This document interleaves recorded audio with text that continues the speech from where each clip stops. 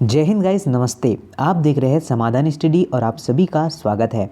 आज जो है मैं आपकी यह क्लास ले रहा हूँ जो प्रीवियस ईयर की क्लास है।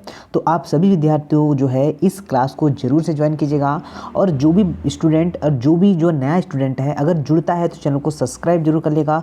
एक रेड बटन में सब्सक्राइब लिखा होगा उसे सब्सक्राइब जरूर कर लिए। उसके जस्ट साइड में एक बेल आइकॉन की ऐसी घंटी होगी उसे प्रेस करना मत भूलिए। जैसे ही यह हमारी क्लास अपलोड होती है वैसे तुरंत आपके पास नोटिफिकेशन पहुंच जाएगा कि हमारी क्लास जो है स्टार्ट है।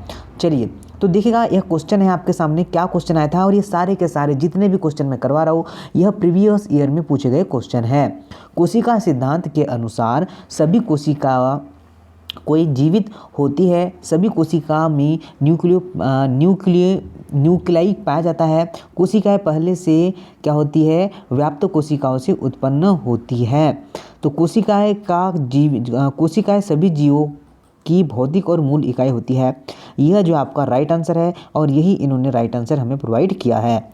चलिए चलते हैं आगे। देखिएगा नेक्स्ट क्वेश्चन क्या पूछा गया है। क्वेश्चन आपसे पूछा गया था कि इंडोल एसिटिक अम्ल प्राकृतिक ऑक्साइड जिसका क्या है अग्रगामी है, मतलब किसका अग्रगामी है, यह आपसे पूछ लिया है। देखते हैं क्या आंसर होगा। देखिएगा फर्स्ट जो है ऑप्शन आपके लिए रखा गया है। क्या है फर्स्ट ऑप्शन, तो ये देखते हैं। चलिए पहला ऑप्शन है आपके लिए आइसोपेंटाइल पायराफोरस। सेकेंड है आपका मिथिओनिस से आपका थर्ड है आपका ग्लाइसिन और फोर्थ है आपका ट्रिप्टोफैन।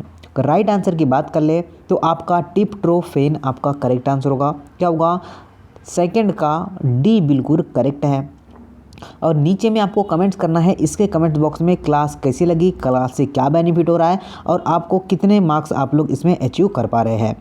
चलिए आगे चलते हैं। देखिएगा आपका ईटीसी में इलेक्ट्रॉन के अंतिम ग्राही है, तो क्या कौन से अंतिम ग्राही है, साइटोक्रोम बी या फिर आपका वाटर या फिर आपका ऑक्सीजन या फिर आपका हाइड्रोजन। तो राइट आंसर की बात कर ले आपका ऑक्सीजन इसका करेक्ट आंसर होगा। क्या होगा, ऑक्सीजन इसका करेक्ट आंसर होगा। चलिए चलते हैं आगे, नेक्स्ट क्वेश्चन देखते हैं। नेक्स्ट क्वेश्चन क्या पूछा गया है। नेक्स्ट क्वेश्चन आपसे पूछा गया है कि प्रोकैरियोटिक डीएनए की संरचना को कहा जाता है। तो क्या कहा जाता है, न्यूक्लियोटाइड्स, राइबोसोम, कोशिका द्रव या फिर कोशिका झिल्ली। राइट आंसर की बात कर ले तो क्या कहा जाता है, न्यूक्लियोसाइड। ठीक है, क्या कहा जाता है, न्यूक्लियोसाइड कहा जाता है, यह आपको ध्यान रखना है। चलिए आगे चलते हैं नेक्स्ट क्वेश्चन की ओर। देखते हैं नेक्स्ट क्वेश्चन क्या है। देखिए चलिए नेक्स्ट क्वेश्चन आया है कि माइकोप्लाज्मा की विशिष्ट कोशिकाएं है, कोशिका भित्ति रहित, समुद्री या फिर आपका मृत्युजीवी या फिर ओजोन परत पर्यावास। चलिए ओके, देखते हैं क्या आंसर आपका आया है। तो राइट आंसर की बात कर ले, इसका राइट आंसर क्या होगा, राइट आंसर होगा आपका कोशिका भित्ति रहित। क्या होगा, कोशिका भित्ति रहित, मतलब आपका ऑप्शन फर्स्ट राइट आंसर होगा। ठीक है, क्या कहा हमने, ऑप्शन नंबर फर्स्ट आपका राइट आंसर होगा। चलिए चलते हैं अब आगे, नेक्स्ट क्वेश्चन देखते हैं, नेक्स्ट क्वेश्चन को सॉल्व करते हैं।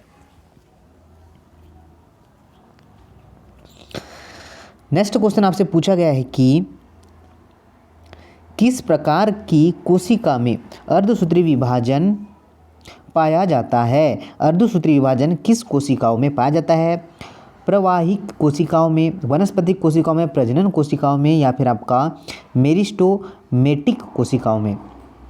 करेक्ट आंसर की बात कर ले, प्रजनन कोशिका इसका राइट आंसर होने वाला है। किस कोशिका में पाया जाता है, तो आपका प्रजनन कोशिका, ऑप्शन नंबर आपका सी, ऑप्शन नंबर क्वेश्चन 3 जो है बिल्कुल करेक्ट आंसर होने वाला है। चलिएगा गाइस चलते हैं अगले क्वेश्चन की ओर, देखते हैं नेक्स्ट क्वेश्चन क्या है। तो नेक्स्ट क्वेश्चन आपके स्क्रीन पर आ चुका है। देखते हैं क्या क्वेश्चन है कि इनमें से कौन सा वह यौगिक है जो बीज निष्क्रियता से क्या होता है, उत्पन्न कर सकता है। Ethylene, gibberellins, potassium nitrate, potassium nitrate और है आपका एब्सिसिक अम्ल। तो करेक्ट आंसर की बात कर ले, एब्सिसिक अम्ल आपका सही आंसर होगा। क्या होगा? ऑप्शन नंबर डी आपका क्या है? राइट आंसर है। चलते हैं आगे।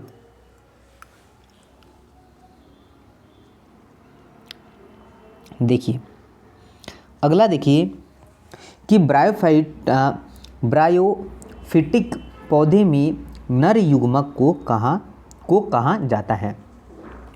तो नर युग्मक को क्या कहा जाता है, यह आपको क्या है देखना है, बताना है। देखिएगा,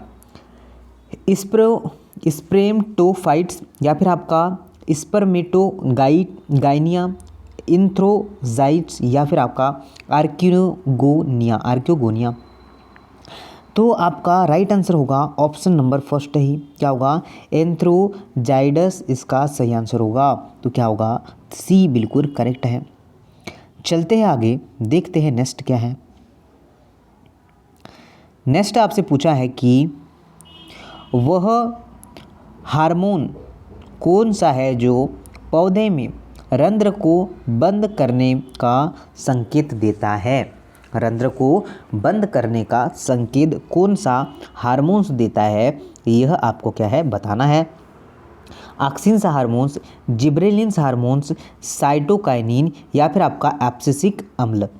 तो करेक्ट आंसर क्या होगा? आपका एब्सिसिक अम्ल आपका करेक्ट आंसर होगा। क्या होगा? एब्सिसिक अम्ल अगर आपका आया है तो आपने बिल्कुल सही प्रयास किया है। ठीक है, चलिए चलते हैं आगे, अगले क्वेश्चन को देखते हैं, अगले क्वेश्चन को सॉल्व करते हैं।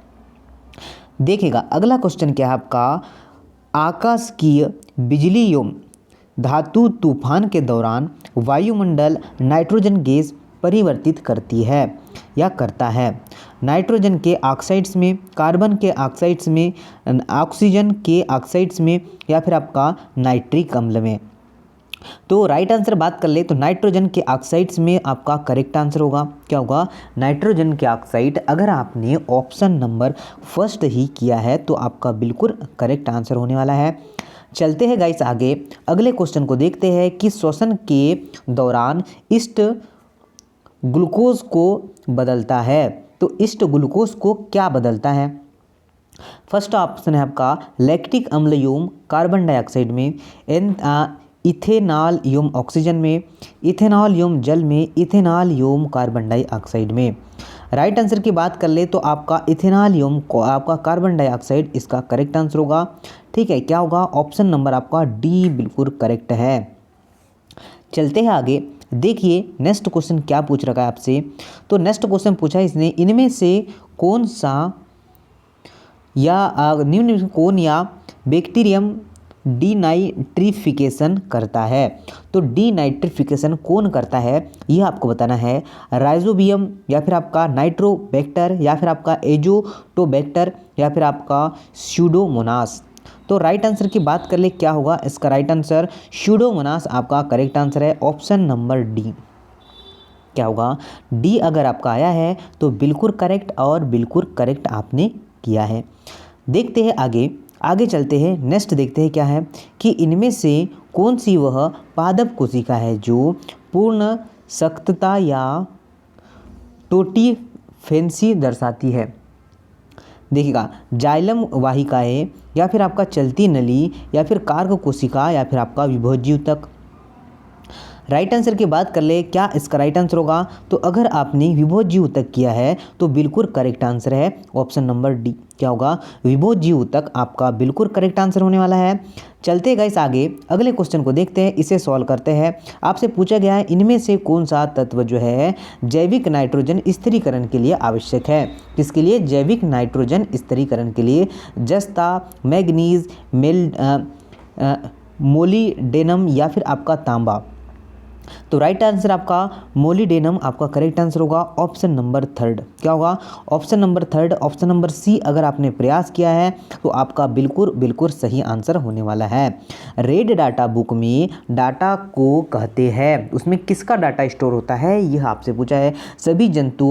सभी जंतु प्राणियों के या फिर आपका खतरे में विलुप्त की कगार पर पाए जाने वाली प्रजातियों के लिए। तो बिल्कुल आपका सभी पौधे के प्रजाति। तो ऑप्शन नंबर आपका जो होने वाला है, जो आपका रेड डाटा बुक है वह जो है खतरे में विलुप्त और जो विलुप्त हो रहे हैं उनकी जो है डेटा को स्टोर करके रखता है। यह काम किसका? यह काम आपका रेड डाटा बुक का है।